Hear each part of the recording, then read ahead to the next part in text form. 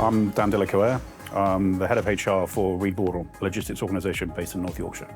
Well, the important thing is about the individuals being able to get into work and also assisting those who are, from various different backgrounds, such as second help, second chances, be it from prisons, be it homelessness, be it those organisations who come from disadvantaged backgrounds, and trying to give them assistance and a new pathway to try and get into work. I think being here in Edgbaston is the ability to work with different organisations to try and realise that. There are lots of individuals out there who just need that little bit of extra help, especially in the cost of living crisis that we're going through at the moment, especially at times when there's a lot of budgeting restraints in the government and things like that, where their support mechanisms have disappeared.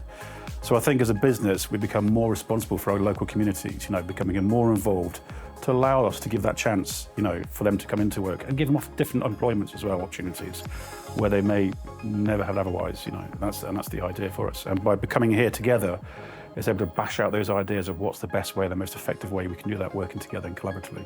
The Social Recruitment Advocacy Group is a great opportunity for different businesses to get together, to look at new avenues, to look at new ways, and actually sharing ideas that might not have been out there.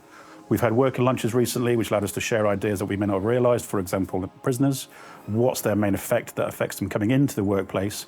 What's their main effect that stops them reoffending, going back into the prison itself? And actually challenges such as things like banking that we weren't even aware of. How difficult it is for somebody to get a bank account. I wasn't aware of, and I've done a lot of work recently with HMPs across the UK. It's those sort of things that by getting together, we can network, we can challenge, get good accommodation and get into the workflow.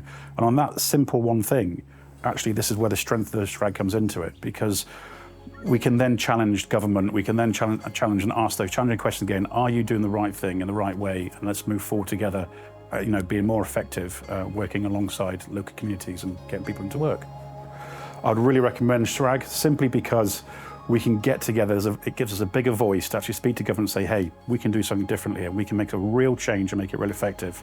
And by working alongside other businesses in SRAG, and I recommend people to come on board, it gives us that bigger voice, the new ideas, and new passion to move forward and try and help those people who otherwise may not have it.